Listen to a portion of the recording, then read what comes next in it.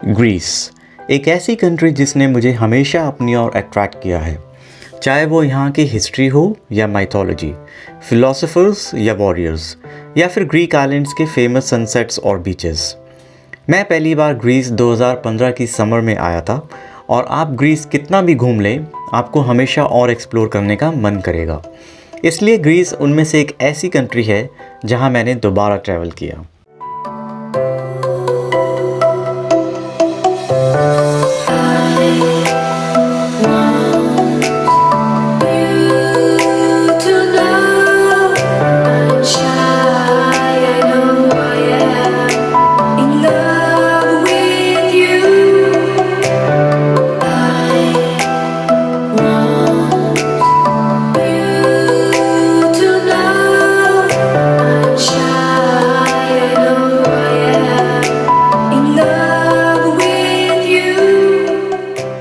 मैं हूं श्वेतांग और ये है शिप्रा, और इस वीडियो सीरीज़ में हम एक्सप्लोर करेंगे एथेंस और 3 ग्रीक आइलैंड्स सैंटोरिनी, पारोस और नाक्सोस, और जानेंगे थोड़ा हिस्ट्री के बारे में, विजिट करेंगे लोकल नेबरहुड्स, देखेंगे ग्रीक आइलैंड्स के फेमस सनसेट्स, एक्सप्लोर करेंगे स्मॉल विलेजेस, ट्राई करेंगे यहाँ का लोकल फूड और ड्रिंक्स, एक्सपीरियंस करेंगे फ़िश स्पा, करवाएंगे फ्लाइंग ड्रेस फ़ोटोशूट और अटेंड करेंगे एक ट्रेडिशनल ग्रीक वेडिंग और बहुत कुछ।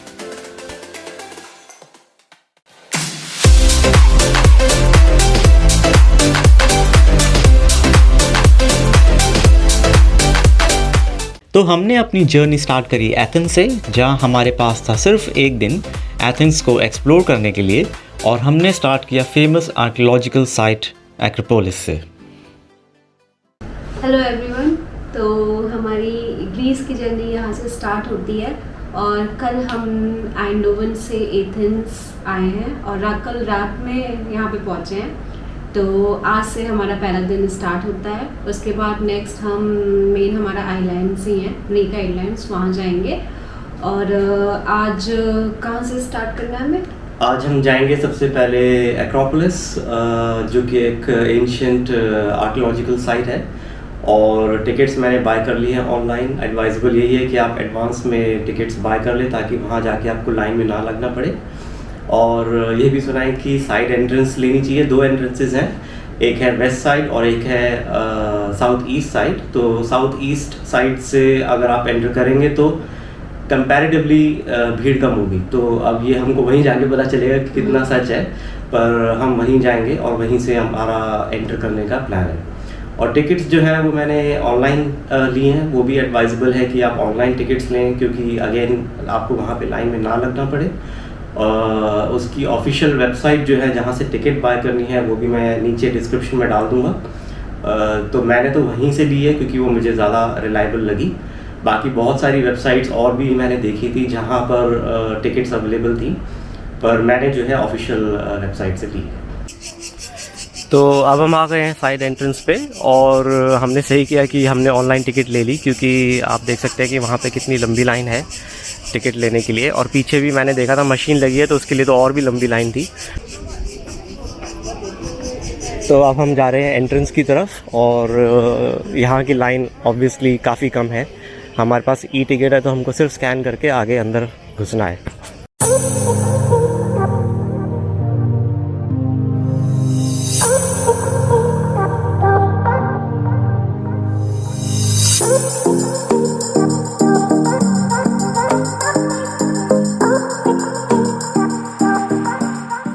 अगर आप साउथ वेस्ट साइड से एंटर करते हैं तो सबसे पहले आपको थिएटर ऑफ डायनीसियस मिलेगा, जो कि वर्ल्ड का फर्स्ट थिएटर है और जिसे ग्रीक गॉड डायनीसियस को डेडिकेट करते हुए बनाया गया था।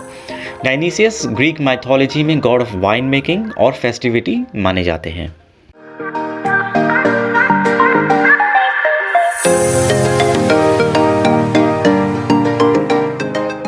तो अभी जो आप मेरे सामने देख रहे हैं उसका नाम है ओडियन ऑफ हेरोडस एटिकस, और ये एक्चुअली एक्रोपोलिस की टिकट में इंक्लूडेड नहीं होता है। यहाँ पर नॉर्मली परफॉर्मेंसेस होती है या कॉन्सर्ट्स होते हैं। तो अगर आपको यहाँ पर आना है तो आपको उन परफॉर्मेंसेस में से किसी की एक टिकट बाय करनी पड़ेगी, और तब यहाँ पर आप आके इसको देख सकते हैं।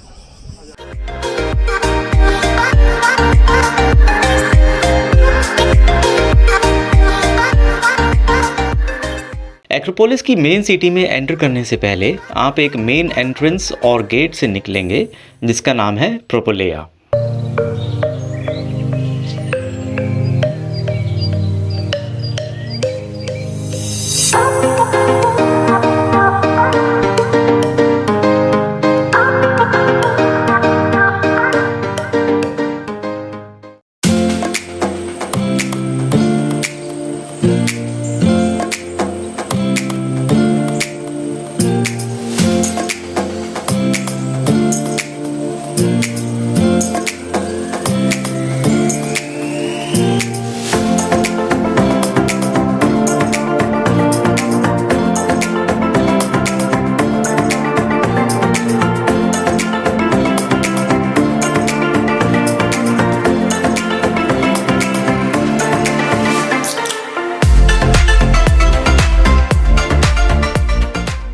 तो एक्रोपोलिस ऑफ एथेंस जो है वो एक सिटाडल है और यहाँ पर आपको एंशिएंट रूइंस, मॉन्यूमेंट्स और बिल्डिंग्स मिलेंगी। सिटाडल बेसिकली एक फोर्टिफाइड एरिया होता है जो नॉर्मल सिटी से हायर ग्राउंड पे होता है और एक्रोपोलिस भी जो है वो हिल पर बना हुआ है, तो यहाँ पर आने के लिए आपको ऊपर क्लाइंब करना पड़ता है। और एक्रोपोलिस का नाम जो है वो ग्रीक में उसका नाम भी जो है वो हाई सिटी है।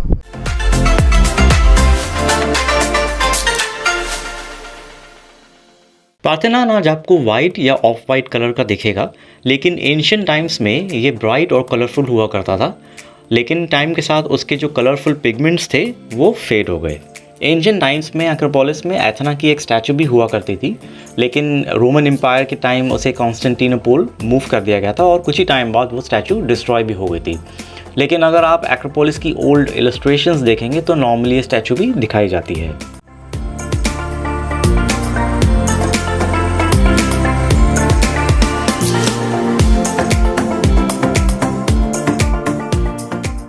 जो आप मॉन्यूमेंट देख रहे हैं वो यहाँ का आइकॉनिक मॉन्यूमेंट है, इसका नाम है पार्थेनॉन और इसे एंशिएंट टाइम्स में यहाँ के लोगों ने ग्रीक गॉडेस एथेना के को डेडिकेट करते हुए बनाया था। और एक्चुअली एथेंस सिटी का जो नाम है वो भी इस ग्रीक गॉडेस के नाम की वजह से है, जिसका नाम एथेना है।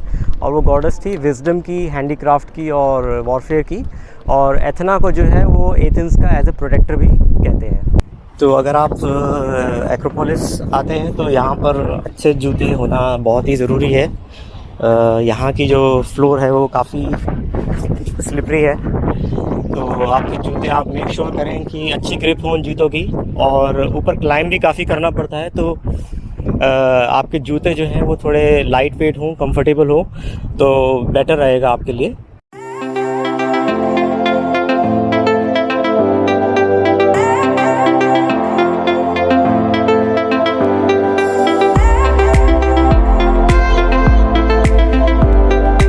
पार्थेनॉन के सामने आपको एक स्ट्रक्चर दिखेगा एरेक्थियन, और लेजेंड्स के अकॉर्डिंगली यहाँ पर ग्रीक गॉडेस एथेना और ग्रीक गॉड पोसाइडन के बीच में कंपटीशन हुआ था कि कौन इस सिटी का प्रोटेक्टर बनेगा। पोसाइडन जो है वो बेसिकली ग्रीक माइथोलॉजी में गॉड ऑफ सी माने जाते हैं। जैसे एक्वामैन दिखता है वैसे ही नॉर्मली उनको दिखाया जाता है अगर आप उनकी फ़ोटोज़ गूगल करें। तो कंपटीशन में दोनों को यहाँ के लोगों को एक गिफ्ट देना था, और पोसाइडन ने पहले ट्राई किया तो उन्होंने अपने त्रिशूल से जो है ज़मीन पर वार किया, जिससे ज़मीन से सॉल्ट स्प्रिंग निकलने लगा। और उसके बाद एथेना की बारी थी, तो उन्होंने जो है एक खूबसूरत ऑलिव ट्री को जो है ग्रो किया। तो लोगों को एथेना का गिफ्ट ज़्यादा पसंद आया और इवेंचुअली एथेना जो है वो ये कंपटीशन जीत गई, और इसीलिए आपको जो है यहाँ पर ऑलिव ट्रीज़ की शेप में काफ़ी सोवेनियर्स जो हैं वो मिलेंगे।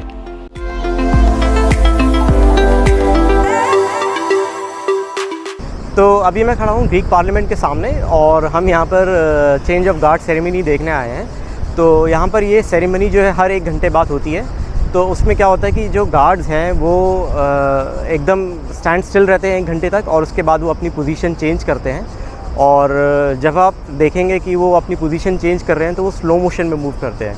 तो स्लो मोशन में मूव करने का रीज़न ये है कि वो अपने ब्लड सर्कुलेशन को जो है वो प्रोटेक्ट करना चाहते हैं। तो शायद वही ताई ची वाला कॉन्सेप्ट है जो चाइना में है पॉपुलर, जहाँ पे वो स्लो मूवमेंट्स होती है।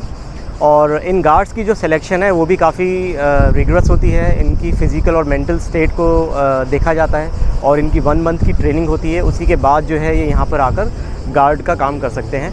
और यहाँ पे मॉन्यूमेंट ऑफ अननोन सोल्जर है जिसको ये बेसिकली गार्ड कर रहे हैं।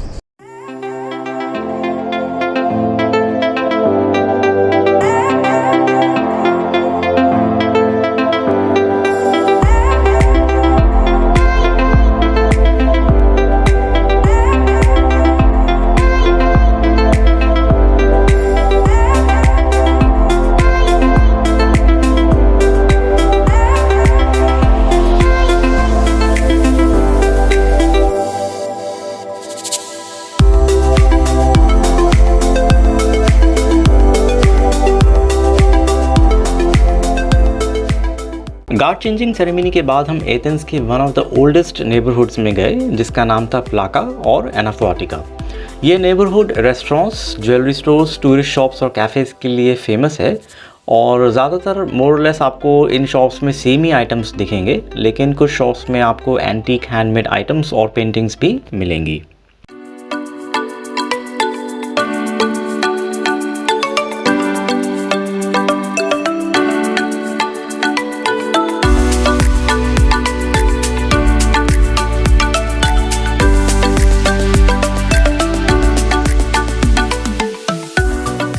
प्लाका में 2 मेन स्ट्रीट्स हैं जहां पर आपको शॉप्स और रेस्टोरेंट्स मिलेंगे और शॉप्स के अलावा यहां पर आपको स्ट्रीट आर्टिस्ट, म्यूजिशियंस और फ्लावर सेलर्स भी मिलेंगे।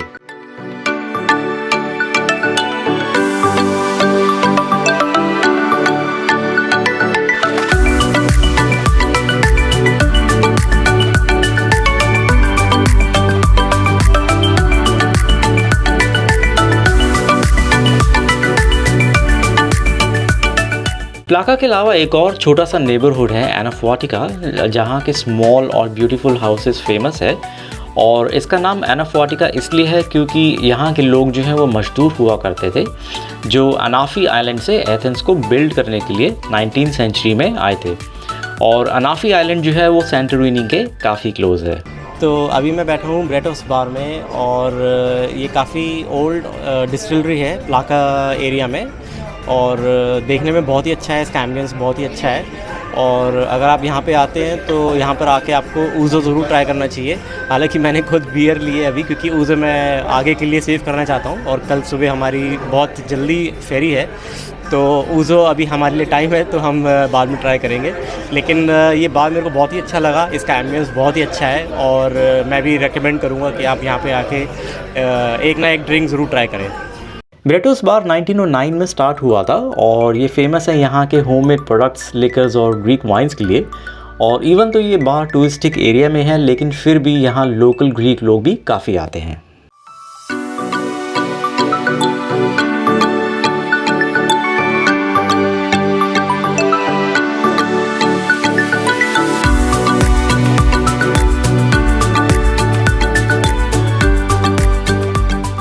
तो प्लाका रीजन में घूमने के बाद हमने कुछ सोवेनिर्स लिए और सबसे पहले ये हमने ये एक्रोपोलिस का लिया जो यहाँ का हिस्टोरिकल मॉन्यूमेंट है। दूसरा ये गार्ड चेंजिंग सेरेमनी का लिया जो यहाँ का फेमस है और तीसरा ये मेरे को बस क्यूट लग रहा था इस वजह से मैंने लिया। ये पुराने ज़माने में ग्रीक लोग कैसे कपड़े पहनते थे तो ये ऐसा ये हमने लिया। तो काफ़ी जगह ढूंढा लेकिन मिल नहीं रहा था तो फाइनली हमने ये 3 ले लिए। तो हमारी एथेंस की डे 1 की जर्नी यहीं ख़त्म होती है। आज हमने अपना डे एक्रोपोलिस से स्टार्ट किया था, दोपहर को हम वहाँ गए और वहाँ के मॉन्यूमेंट्स देखे। उसके बाद हम नीचे आए, हमने थोड़ा होटल आके रेस्ट किया। उसके बाद हम सिंटाग्मा स्क्वायर गए, वहाँ हमने चेंज ऑफ गार्ड्स की सेरेमनी देखी और फिर उसके बाद हम प्लाका रीजन आए और वहाँ पे हम काफ़ी देर तक घूमते रहे। तो प्लाका रीजन का एम्बियंस हमको बहुत ही अच्छा लगा। थोड़ा टाइम कम था हमारे पास, हम कोशिश करेंगे कि लास्ट डे हमारा भी एथेंस में है तो हम दोबारा आके थोड़ा और एक्सप्लोर करें। और एक्रोपोलिस भी अच्छा था, बस कुछ टिप्स हैं जो मैं कहना चाहूँगा कि पहली बात तो कि जूते आप बहुत अच्छे पहने वहाँ पर। वहाँ की जो ग्राउंड है वो काफ़ी स्लिपरी है तो स्लिप करने के बहुत चांसेस होते हैं। दूसरा गर्मी बहुत थी, अगर आप समर में आ रहे हैं तो मेक श्योर करें कि पानी की बोतल आप साथ लेकर चलें क्योंकि आपको बहुत प्यास लगेगी। और तीसरी चीज़ कि आप टिकट्स जो हैं वो ऑनलाइन लें ताकि आपको क्यूज़ में ना खड़ा होना पड़े। तो हमारा होटल बस यहीं पड़ोस में ही है। हमको रात को भूख लग रही थी तो हमको ये पास में नूडल बार दिख गया, तो हम अब यहाँ पे डिनर करके कल सुबह की फेरी हम पकड़ेंगे सेंटोरिनी की, और फिर हम वहाँ से अपने सेकेंड डे स्टार्ट करेंगे। तो मैंने तो रेगुलर मोहितो लिया है क्योंकि और कोई चीज़ मैं हैंडल नहीं कर सकती, तो फिलहाल I am enjoying my drink. और यहाँ का एम्बियंस बहुत ही अच्छा है, बहुत कलरफुल बॉटल्स हैं, भूल गया। तो एक्रोपोलिस ऑफ एथेंस जो है वो एक सिटाडेल है जहाँ पर आपको मॉन्यूमेंट्स, चलिए यार एक सेकेंड,